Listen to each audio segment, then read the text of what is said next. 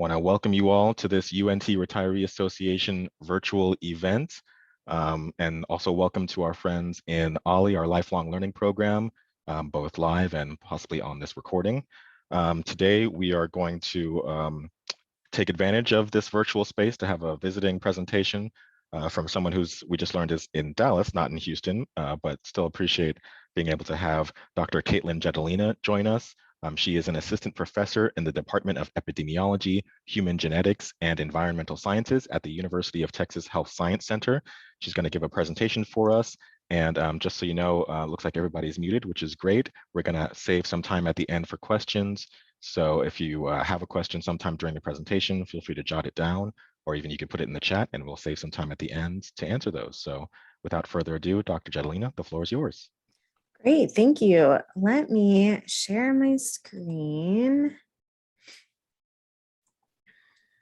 and get this show going. So I will just assume that you can see this unless I hear otherwise. But thank you for having me. I'm Caitlin Jedalina, and this presentation is called Weathering the Storm, an all hands on deck response to a pandemic of misinformation. So many of you, I'm sure, are wondering, who am I? So I'm an epidemiologist. I've been a faculty member for about 4 years now. And before the pandemic, I was just going along my business as an earlier career professional, building my research lab, teaching. And as I think a lot of us know by now, well, first of all, people know what an epidemiologist is. Before the pandemic, many thought I was a skin doctor. So at least we've made progress with that. And there's a lot of different types of epidemiologists. There are clinical scientists, which I'm not. There's also lab scientists. There's even field scientists, and I'm not one of these either. I am more of this picture on the bottom right. I am a data scientist. And while I love to think that my job looks so high tech like this, my job or my office more looks like this. It's really a combination of my computer, my brain, a lot of statistical software, and most importantly, my multidisciplinary team on top. I have a research lab with about 10, 12 people that work. And with this presentation and with a lot, I think our story really starts in March 2020. And this is when the US got hit hard with the pandemic, and epidemiologists were really thrown into an all hands on deck response. Even if you weren't an infectious disease epidemiologist, for example, I am actually a violence epidemiologist. We all have the training and the methodology to respond. And so to me, I think this is where the birth of my story started with the pandemic response. And there were really two fronts in which I was involved with and continue to be involved with. In March 2020, we saw the emergence of these two concurrent pandemics, one due to disease, due to SARS-CoV-2, and the other a pandemic of misinformation, really due to lack of communication. And I have been on the forefront of both of these, but this talk's really going to focus on this second one, the pandemic of misinformation. And so March 2020 hit, we respond, and usually I put respond in quotation marks because I feel like the word respond sounds coordinated, but it was all but coordinated. I think a better word was scramble. And we as epidemiologists were scrambling for data. There was no systematic thing in place for us to go find data. We were trying to make sense of the patterns to inform policy. Really in the beginning, this was throwing spaghetti at a wall to see what stuck. And then we were struggling also to display the data. First one to do this was Johns Hopkins. The CDC didn't start displaying data on a national perspective until a few months ago of 2021. And then we're also, and I think one of the most important things we were scrambling to do was communicate to the public what was going on. How can we bring the public along for the ride? And I think this lack of communication throughout the pandemic has really contributed to our suboptimal response. And I'll get into that. But in March 2020, my dean came to me. She knew I was looking at the data very closely at night in Excel. I have a lot of contacts at WHO who is sharing data with me. And so she asked me to just give daily data-driven updates to our staff, to our faculty. And these were, again, nothing fancy, just Excel graphs. And I walked them through what was kind of happening, what we are seeing in, for example, in Italy. This was one of the first emails, and it was labeled March 18th, 2020. And I would sign these as your local epidemiologist. Then after a few emails, one of the students came up to me and wondered if I could start a Facebook page so they could actually share these emails easily to their friends and family and start to disseminate it. And that's where I started a Facebook page. I called it Your Local Epidemiologist, with the purpose of closing the communication loop, really translating what was happening on the ground, what we were seeing in the science, so people could use it for their everyday decision making. So they could make evidence-based decisions rather than decisions based in fear. And in the beginning, I really discovered two massive gaps. One was the lack of accurate scientific translation to the community. Community members were and continue to be required to drink from a fire hose of information. And without scientific translation, though, they've been left to a lot of biased reports and misinformation. And this has caused anxiety, it's caused confusion, and it's quite literally caused people to just stop listening to public health officials altogether. Concurrently, another gap I recognized or found was that there's no platform in which scientists can directly share science with the community. While scientists do have forums to share science with other scientists, like journals or ResearchGate, there's no platform in which we can share scientific findings directly with the community. We are completely dependent on mass media, which often introduces intrinsic bias and even sometimes incorrect summaries. And so unfortunately, this started causing science to feed echo chambers rather than infiltrate them. And so by identifying these gaps really early on in the pandemic, the following of YLE, or Your Local Epidemiologist, started to grow. And it grew and grew and grew. And I pulled the data from October 2021, and the reach of this, my YLE account reached over 106 million people over the course of the pandemic. And this reach continues to just blow my mind. But it showed me that it's needed. It's desperately needed. And so when I self-reflect on, the waves of the scientific communication I put through YLE, it really, came again in different phases. First were these data-driven updates. Again, me on Excel, figuring out what's happening with the pandemic. We had no centralized data system in place. Slowly, this moved into scientific translation in the fall, or in the summer and fall of 2020. And this is because we really started as scientists developing multidisciplinary teams. We were starting to get data. We were starting to publish that data. It's going through peer review. And so I started, translating scientific journal articles so people on the corner, Joe on the corner, could understand what the science was showing us. This then moved into behaviors, and still using scientific studies, but trying to communicate how infectious diseases violates the assumption of independence, right? So for example, I shared this Maine wedding. 127 people showed up at the wedding, all got infected with SARS-CoV-2. But it didn't just impact those that attended the wedding, it impacted those hundreds of miles away, and actually resulted in 8 deaths of people that never even attended the wedding. And so trying to communicate that your behaviors affect those around you.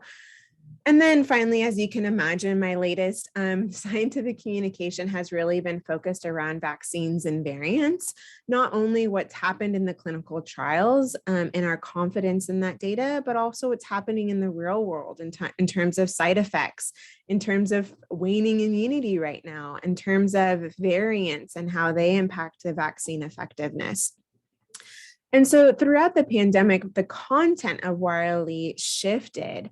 And while, the disease shifted and our behavior shifted as well. But one thing that was constant throughout, one theme, and I bet you can guess it, is this fight against misinformation. And there's a lot of definitions of misinformation. The one that I'm going to use throughout this presentation is more of an umbrella term. It's the inaccurate information shared unconsciously, right? So believing that the information is true, but also inaccurate information shared consciously, which others would call disinformation. But why was this happening, right? No, misinformation is not new. But all of a sudden, it was spreading like wildfire in the United States and across the globe. And really, why? And this was really, I think, because of this thing called an infodemic, an overabundance of information. Some of it was accurate, some of it's not, but it made it really hard for people to parse and find reliable sources and reliable guidance when they needed it. It was an information overload. And so, like I said, this caused anxiety, even if the information was true. And so the WHO coined it and deemed this a top global health threat early in the pandemic. In fact, Dr. Tedros, the WHO Director General, said in February 2020, so before the virus even hit the United States, that we're not just going to be fighting an epidemic, we're fighting an infodemic. Fake news spreads faster and more easily than the virus, and it is just as dangerous. So why is an infodemic dangerous? Well, it turns into misinformation.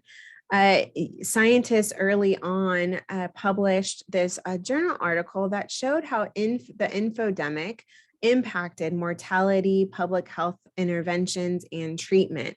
They examined rumors and stigma and conspiracy theories on social media between December and April 2020, so very early in the pandemic. And what they found was that misinformation was present in 87 different countries and in 25 different languages. Interestingly, countries with the highest rate of misinformation were India, followed by the United States, China, Spain, and the UK. So misinformation is rampant in the United States, especially when we start comparing it to other countries. And the problem with misinformation is it leads to suboptimal control of the pandemic. It influences behavior. For example, take this rumor, which started out as a text message and migrated to social media as a screenshot meme. It claimed that within 72 hours, we're going to have a 2-week mandatory quarantine. So stock up, get a 2-week supply of everything, and please forward your message on. And so rumors of this national lockdown in the United States fueled panic buying of groceries and paper products, which really disrupted the supply chain and exacerbated supply gaps.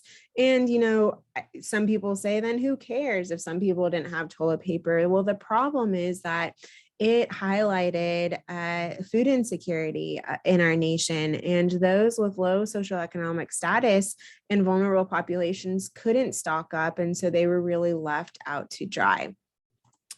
Here's another example, actually that took place in Italy. CNN anticipated a rumor of a possible lockdown in Lombardy, which is a region in northern Italy, to prevent the pandemic. And so they published the news before the official communication from the Italian Prime Minister came out.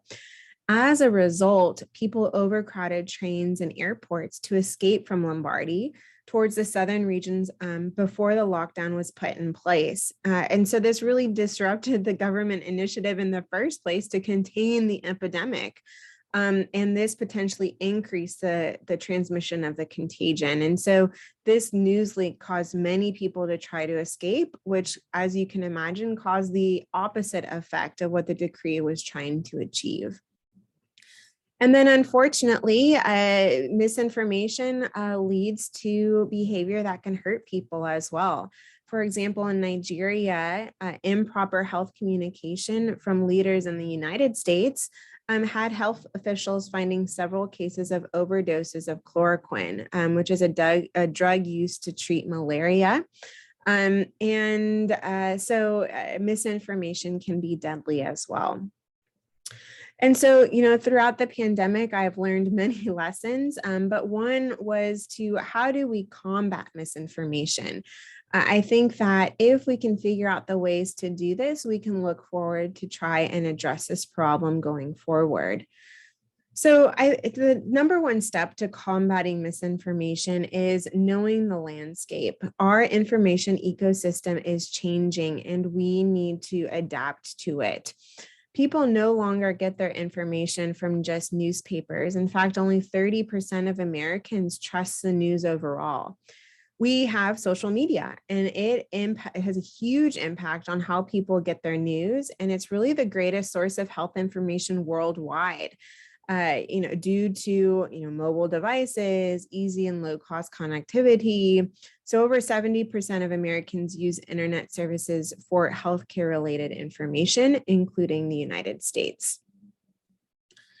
And when we know this ecosystem, we can then understand misinformation even further. There was this 2018 paper, so before the pandemic, by MIT scientists that found that false news and misinformation goes farther, faster, deeper, and more broadly than the truth. False news reached more people than the true news. It was retweeted more. It was spread more through peer-to-peer interactions. It spread 6 times faster than the truth. It was retweeted by more unique users, and it was diffused more broadly than the truth. And so what these findings really shed is that, a new light on our fundamental aspects of our online communication ecosystem. Also, when we look at our landscape, we have to recognize that our relationship to information is emotional. Misinformation that spreads the farthest is information that plays on emotion, on fear, on distrust, information that elicits strong emotional reactions. And we see this in all topics, but really COVID-19 right now, because it's ripe. It's easy to play on emotions. It's a complex topic, so it's difficult to communicate inaccurate, making it really the perfect landscape for miscommunication.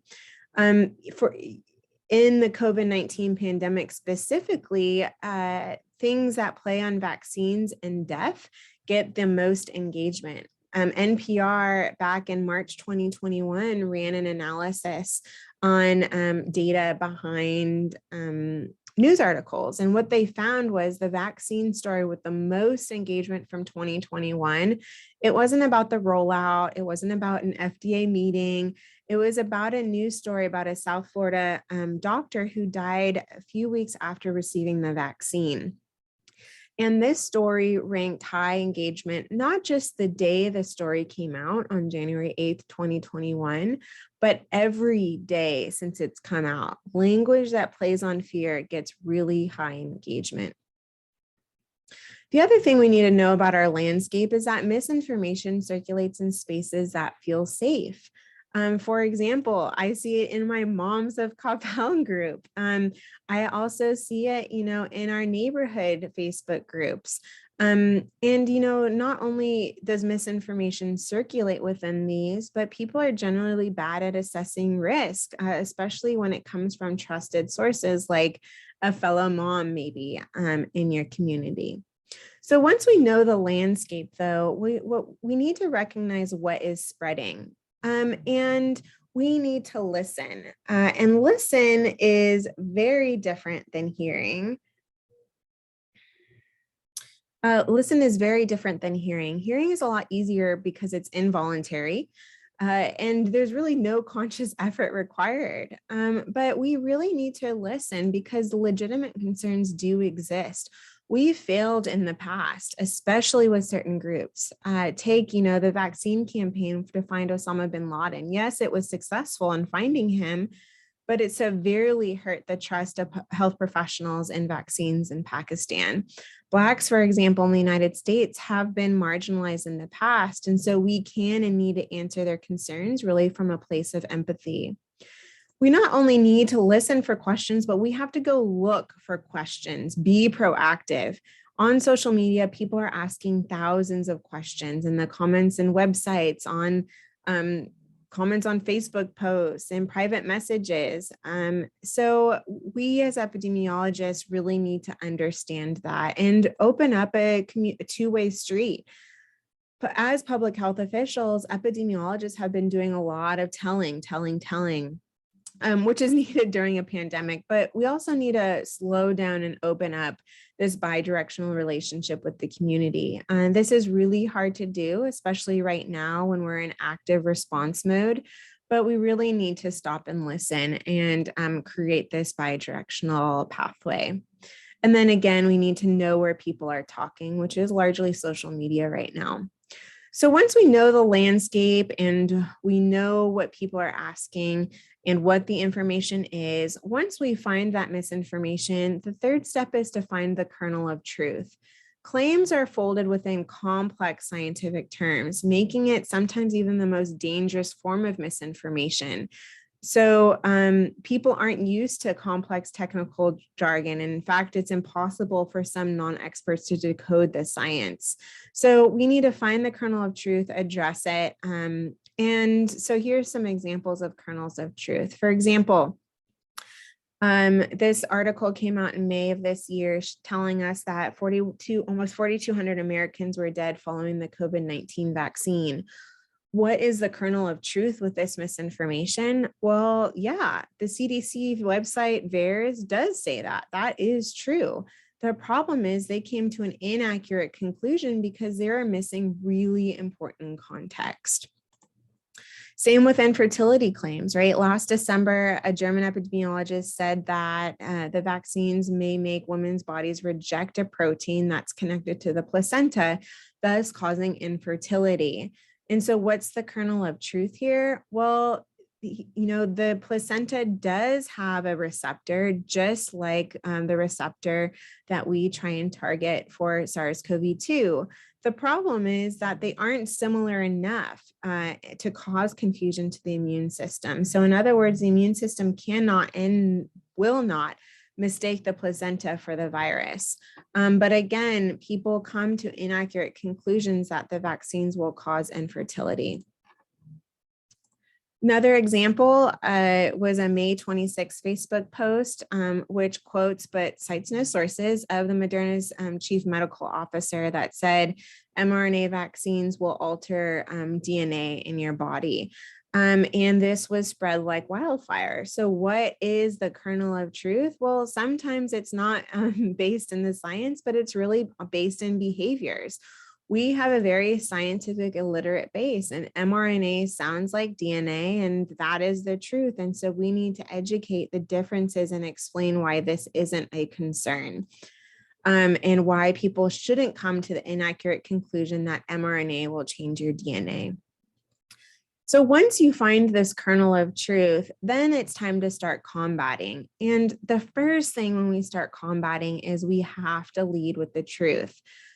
Most importantly, especially among scientists, we have to say, we don't know if you really don't know. This is hard for us to do. We're looked at as the specialists.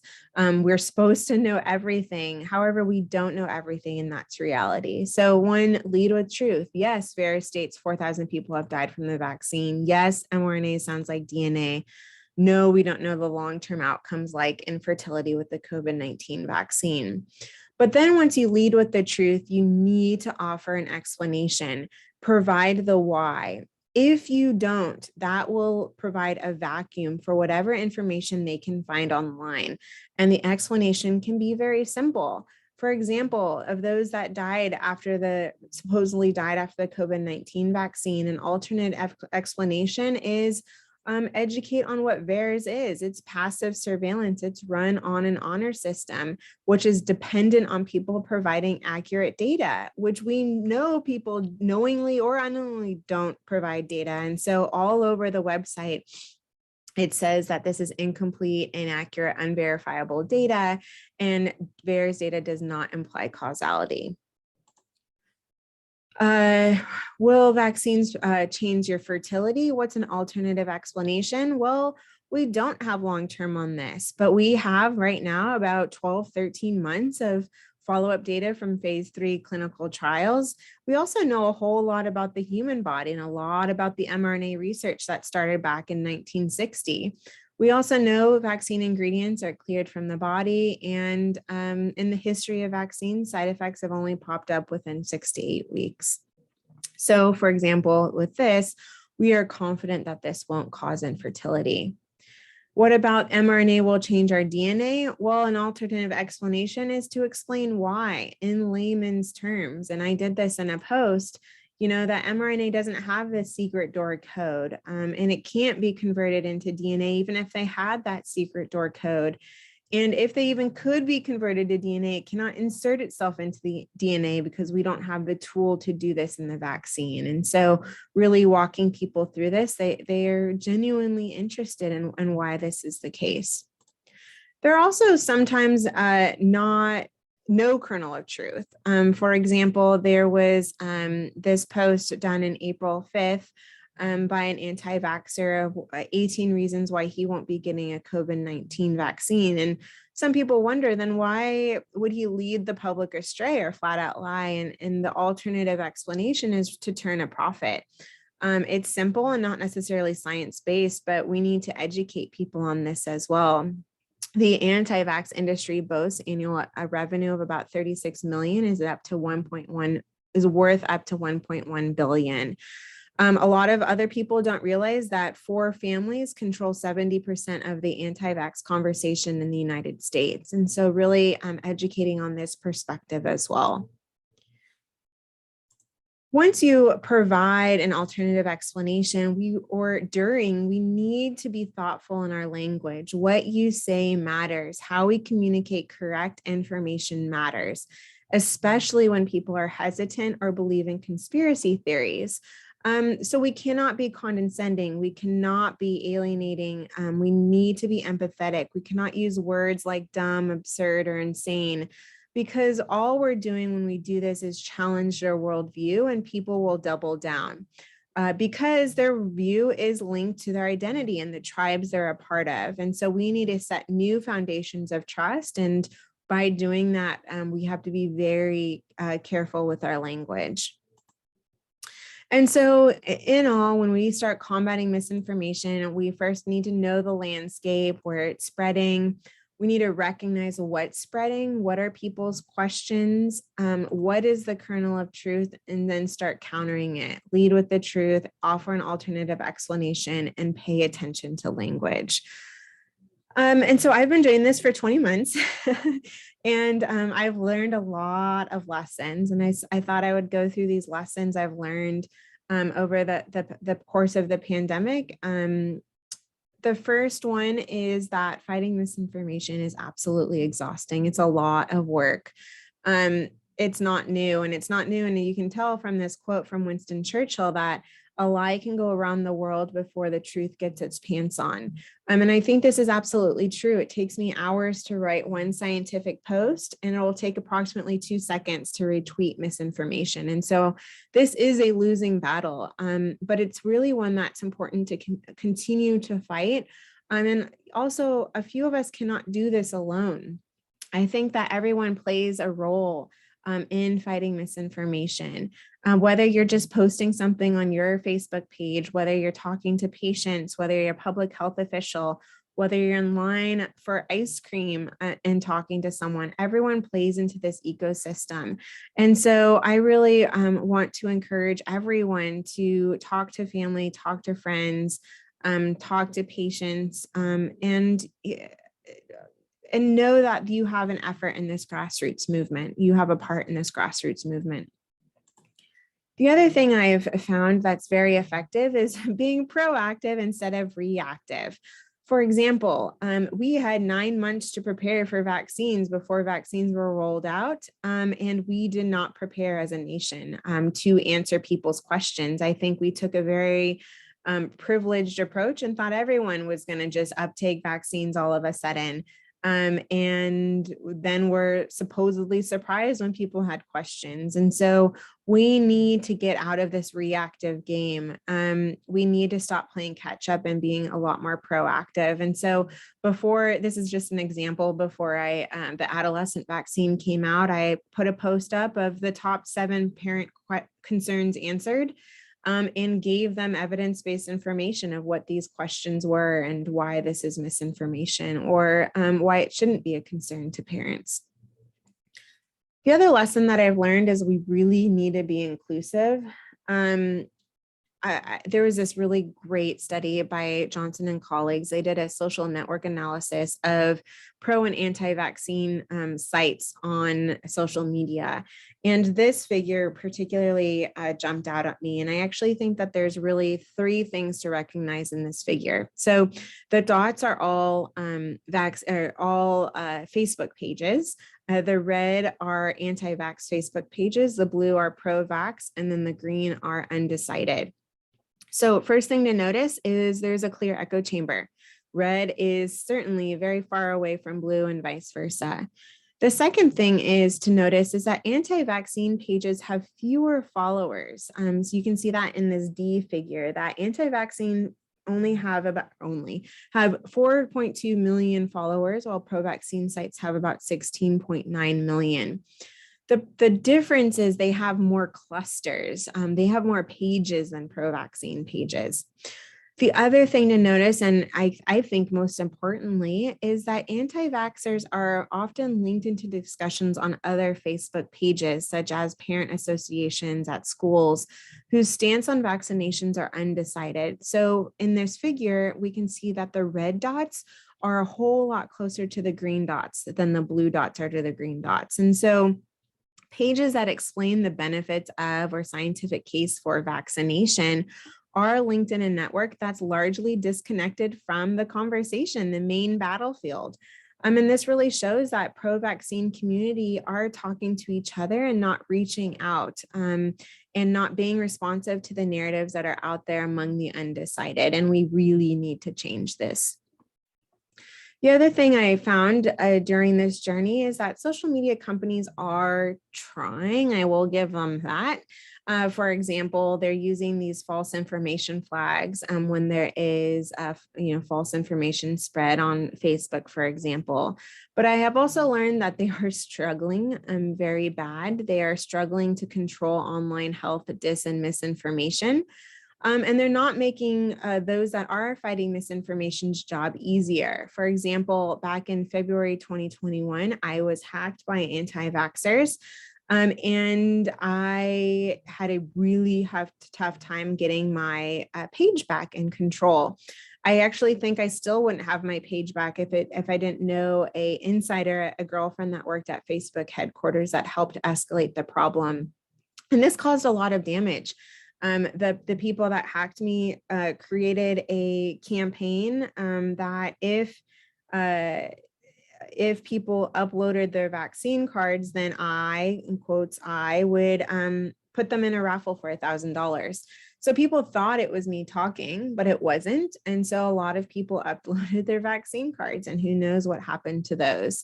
So it can be very dangerous. The other thing that happens is when I start fighting misinformation on Facebook, then my information gets flagged as false information. And so they really need help with our logarithms on the back end. And I think this will improve over time.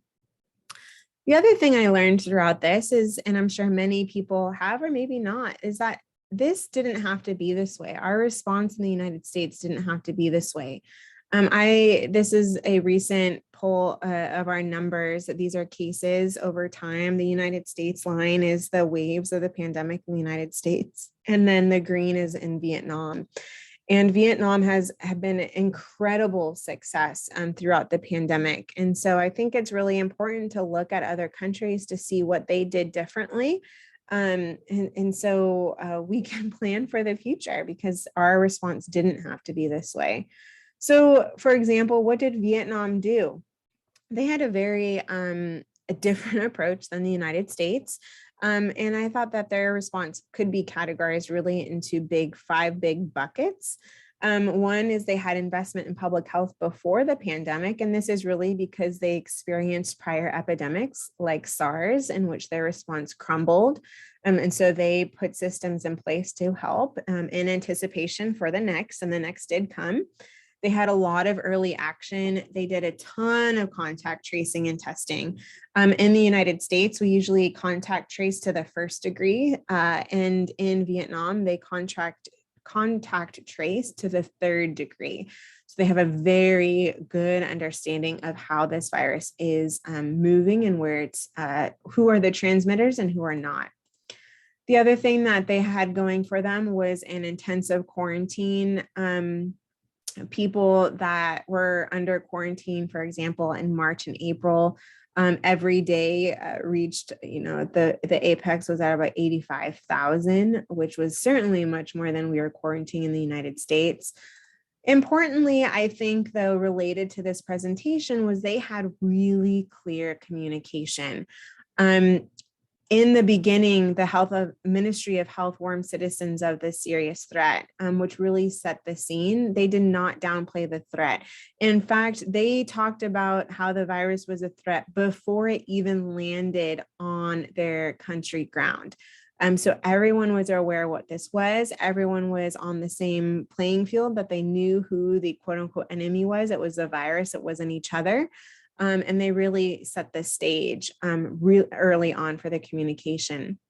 They also had frequent, consistent, and concise communication. They had phone calls, they were texting, they had a lot of social media use to drive the conversation around the virus. They had amazing videos, for example, and slogans saying the fighting of the epidemic is like fighting against the enemy. They had a saying also of 5K, which is face mask, hygiene, safe distance gathering, and health declaration. And remember, this is before the virus even set stage on in their country. The other thing that they did really well, I thought, was the National Health Department released a pop song. It meant, and I can send you guys the YouTube link, but the pop song was called Jealous Coronavirus, and it turned into a hand-washing public service announcement, something that we still, to this day, significantly lack in the United States.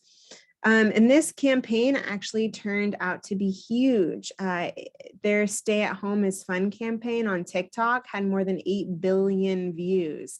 And the reach of their communication throughout the country and then even globally had a sustained impact. Also, what did they do? Like during active outbreaks. So, for example, they had a massive outbreak in Da Nang. The Vietnamese celebrities and social media users shared Stay Strong posts to really show the support of the patients in this outbreak. Across the buildings and across the city, a lot of buildings shone with "I Love Da Nang" light displays. And so it was really a community response in spite of the virus. They also really cracked down on misinformation. In 2018, so before the pandemic, they had a cybersecurity law that gave government substantial authority on this area. Really outlining fines for people who use social media to share false, untruthful, distorted, or slanderous information. And police early in the pandemic pursued around 200 cases and fined these people that were sending out misinformation. Interestingly, though, if you follow this case, Amnesty International and others got involved because of some of these ways that they targeted these people making misinformation. They essentially started to become martyrs, and that is also not a great response. But in December of 2020, still with that, 91% of Vietnamese people said the government was responding very or somewhat well to the pandemic. And so all of these things together really had a positive impact on their response. And I think, coming back to the states, right now we are going in the right direction. We are seeing a dramatic shift on the national level for pandemic preparedness. For example, the White House released this budget plan. It was called Transforming Our Capabilities in September of this year. Also, the Office of Science and Technology Policy was elevated first time to cabinet level, and this is a big deal for science. It's greatly needed, and we really need to get out of this responsive mode and really solidify our science and our evidence-based policy at the national level. And this is really important, right? Because a lot of serious viral outbreaks are happening, and they're happening faster and faster due to, right, climate. I mean, it's complex, but climate change, people are moving, animals are moving, like mosquitoes are shifting up more north. We also have globalization. Humans are able to travel, and so they are introduced in places that never were before. And so we are planning, at least on the federal level, which is great. But I have a critique to the plan, right? So the national plans are fantastic, but they need some help, because what they called for was to make science available to every American, and particularly the Office of Science at the cabinet level said science is a tool that should be made available to every American. More inclusive engagement in science benefits the American people, the environment, the economy, and the American public must trust knowledge about and involved in science research and its products, therefore fostering trust. So this sounds great, right? And I think it sounds really nice. I think the problem is that we don't need science available. We need science accessible. We can't just make journals free. We can't just expand STEM and expect the public to all of a sudden understand, trust, and engage in science. The vast majority of the United States will never engage if they can't access nothing more than big brains talking about method sections.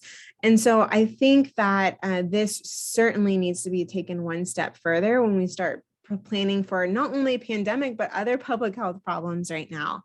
Like we need to communicate the threat clearly, like we saw in Vietnam. We need to address circulating misinformation.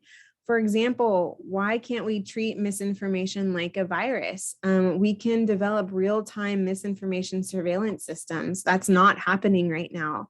We need to actively engage with the community, have that bi-directional feedback, listen to their questions and address them. We need to improve our health communication.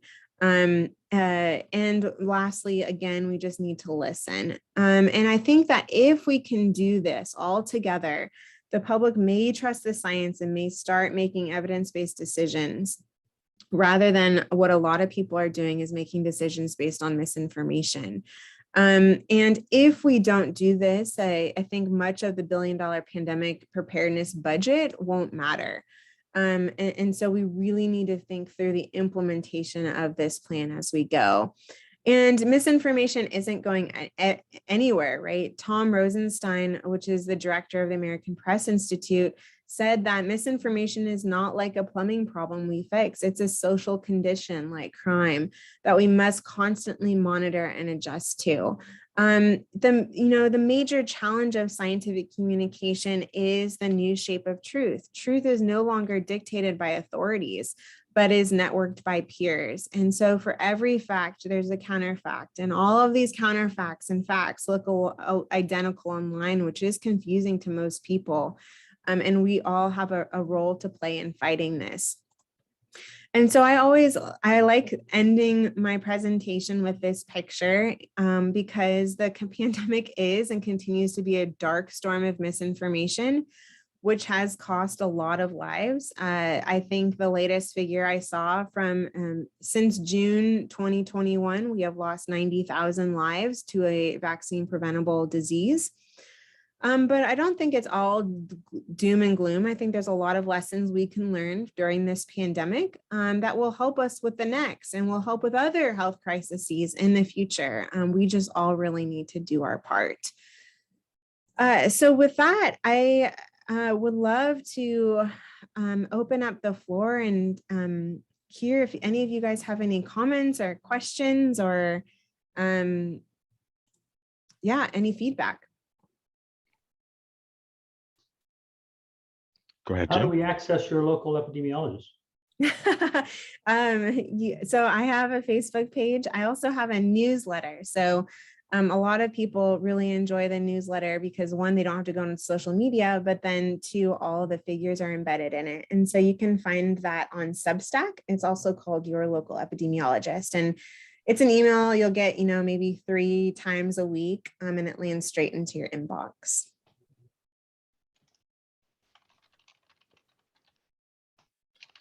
If no one will ask another, I'll ask another one. Yes, please. We probably all have acquaintances, neighbors, loved ones, or somebody who has fallen into this trap. Where do we send them? Is it to the CDC? Is it to the World Health Organization? There's something that's, I liked your 7 answers to whatever it was there. Where do we send these people to look at this information that they can understand? Well, I think that's the number one problem is we don't have a platform to send them to. A lot of, I have a lot of critiques of the CDC, but one of them is that they aren't listening and not addressing what questions people have. And that is in part why I created Your Local Epidemiologist, so people could point somewhere to the science and point somewhere to something that they trust that is translating that science. And so I don't know if I have a good question or answer for you other than me. But it is it's a massive problem. And I honestly think one of the reasons we're in this is because no one else is doing that on an international level. The other thing I think a lot of people don't realize is that among the unvaccinated, 30% of people change their minds, not because of ivory towers or not because of Caitlin, Judelina, and Wiley. It's because they have conversations with their family and friends. And so there's a lot of power in just opening up that line of communication. The other interesting stat that I saw the other day was that of the unvaccinated, or of the presumable unvaccinated, 10% are actually got secretly vaccinated. And so if you open up that line of communication, then you may actually find out that they are vaccinated. They're just wanted to stick to their tribe and stick to that, I would say, I don't know, hard-headedness. But I think the most important part is to again open that line of communication, find that kernel of truth, and somehow point them or find the right information to point them to fill that gap. I actually have a question. I was interested in, throughout your presentation as someone who works in communications for our department here, an English major, whether or not there are people in the field of communications who are working with epidemiologists, and or whether epidemiologists are getting trained by people who've had success with social media and that kind of thing. Yeah, so you're right. There are people that, are brilliant at scientific communication. I think unfortunately scientists are not trained in this at all. Scientists have a really hard time speaking in English to people of what they're doing. And for example, me, I was trained in the PhD program, never once got a course on scientific communication. And so I think number one, that is what we need to do too, is we need to start showing and training scientists how to speak in English about what they're doing and getting that. And I think that a natural, we can easily marry 2 different institutions. For example, University of Texas in Austin has an amazing scientific communication department that we can, marry with other. So one, I think that's the issue. 2, I know that a lot of scientific psychom people are working on the grassroots about vaccine uptake. or getting the word out there, getting people vaccinated, which is a really important role. I don't know of any, or at least none have approached me about getting out the science information. Before the pandemic, I am embarrassed to say this, but I never thought that Joe on the corner really cared about the science. The Joe on the corner didn't care about what are mRNA vaccines and how do they work with our cells. And I think throughout the pandemic, I've really learned that they do care a lot. We just always assumed that they didn't. And so we need to figure out how to get that science translated in a way. And, SciComm knows how to do that, right? They know what colors work best for what moods, and they know all, what words to use and what words not to use when fighting misinformation. And I think if we partner on a systematic scale, I think that would have had a lot of influence in our fight against this pandemic. It just hasn't been done. It isn't even being done on the federal level either, which I think is a missed opportunity. All right, we've got a couple of questions in the chat. One from Lenora asking where we can find current information about what activities are safe and what still are not. She's a choir director. And is there any hope to sing soon without masks, or how far apart? Oh goodness, I hope that there's hope to sing soon without masks. I don't know where you can find information about that again. There may be something if you Google the CDC website, but right now, as long as I think they're inside, everyone's still supposed to be masked with these high levels of transmission.